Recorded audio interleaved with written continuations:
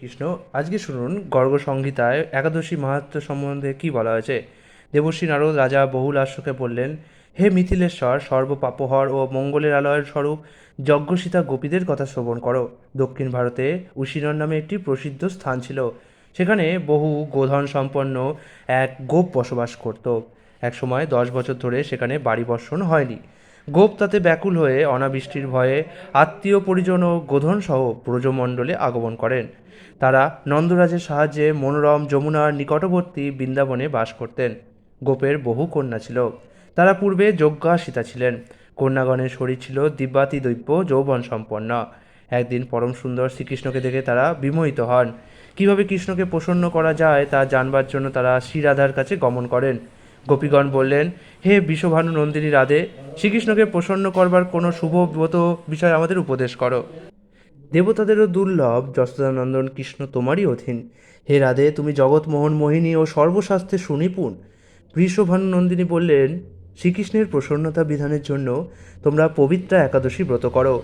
তার ফলেই শ্রীকৃষ্ণ তোমাদের বশীভূত হবেন। গোপীগণ জিজ্ঞাসা করলেন, হে রাধে, বিভিন্ন মাসে একাদশীর নাম কি এবং কীভাবেই বা আমরা একাদশী ব্রত পালন করব? শ্রীরাধা বললেন, বিষ্ণুর দেহ থেকে অগ্রহায়ণ মাসের কৃষ্ণপক্ষে পবিত্রা একাদশী মূরাসুর বধের জন্য উৎপন্ন হন। সেই সর্বোত্তম একাদশী মাসে মাসে ভিন্ন ভিন্ন রূপে হয়ে থাকে। তোমাদের মঙ্গলের জন্য 26টি একাদশীর নাম কীর্তন করছি। প্রথমে উৎপন্না, তারপর মোক্ষদা, সফলা, পুত্রদা, ষটতিলা, জয়া, বিজয়া। এরপর আমলকি, পাপ মোচিনী, কামদা, বরুথিনী ও মোহিনী। অবশেষে অপরা, নির্জলা, যোগিনী, শয়ন, কামিকা, পবিত্রা, অন্নদা, পার্শ্ব, পদ্মিনী, পরমা, ইন্দিরা, পাশাঙ্কুশা, রমা, প্রবোদিনী। যে ব্যক্তি এই নাম পাঠ করেন তিনি সারা বছরের দ্বাদশীর ফল লাভ করেন। হে ব্রজাঙ্গনাগণ, এখন একাদশীর নিয়ম শ্রবণ করো। দশমীতে ভূমিতে শয়ন, একবার ভোজন ও ইন্দ্রিয় সংযম করবে। একাদশীর দিন ব্রাহ্ম মুহূর্তে শয্যা ত্যাগ করে প্রাতঃস্নান, ধৌত বস্ত্র পরিধান, তিলক ও আচমন করবে। ভক্তিযুক্ত চিত্তে কেশবের পূজা অর্চনা ও নৈবেদ্য নিবেদন করবে। নিজ ও পাষণ্ডের সংসর্গ ত্যাগ করবে। ব্রতকথা শোভন ও কৃষ্ণ গুণগানে রাত্রি জাগরণ করবে। দ্যুতক্রীড়া, তাম্বুল, পরনিন্দা, চৌর্য, হিংসা, ক্রোধ, মিথ্যাভাষণ বর্জনীয়।